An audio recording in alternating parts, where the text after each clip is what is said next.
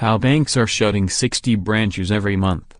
Customers are being abandoned on the high streets as the largest players cut costs by driving their business online.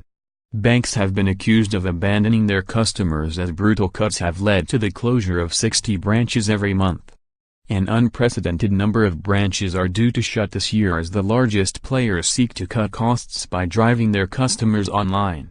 Already 670 are due to be axed, and this figure likely to rise.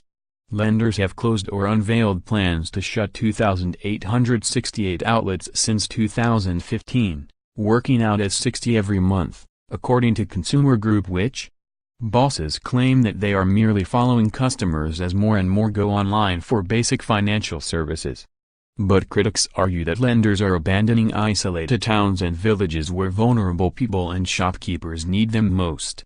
Gareth Shaw of Which said, "Bank branch closures are happening at an alarming rate, stripping customers and communities of access to the financial services they need."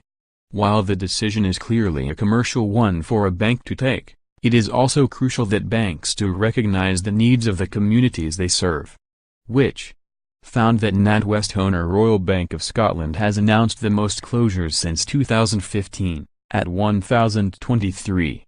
This was followed by Lloyds with 508, HSBC with 440, and Barclays with 243. RBS, Lloyds and Barclays have not ruled out further cuts, although HSBC has said it is now happy with the size of its network.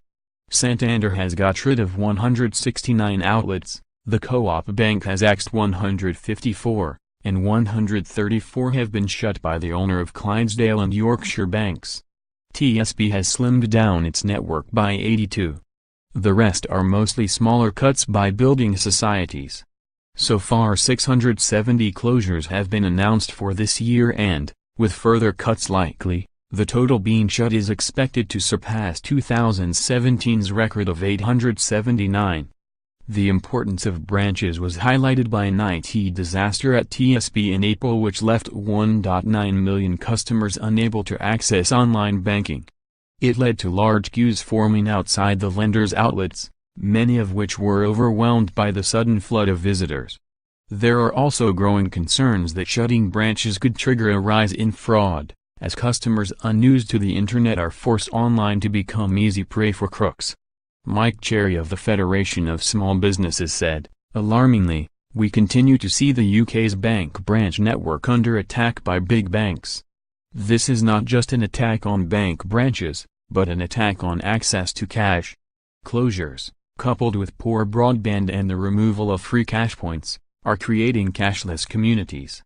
This situation hits our already struggling high streets, leading to less footfall, less cash in the local economy and less revenue for local small firms. Equally, the loss of bank branches, and access to cash, hurts the most disadvantaged in our society. It comes after a Mail investigation revealed that banks downplay the number of visitors to make branches seem less popular than they are.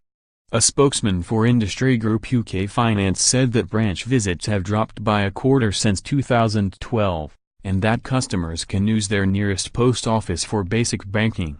He said decisions to close a branch are only ever taken after all other options, such as reducing opening hours and staff numbers, have been exhausted.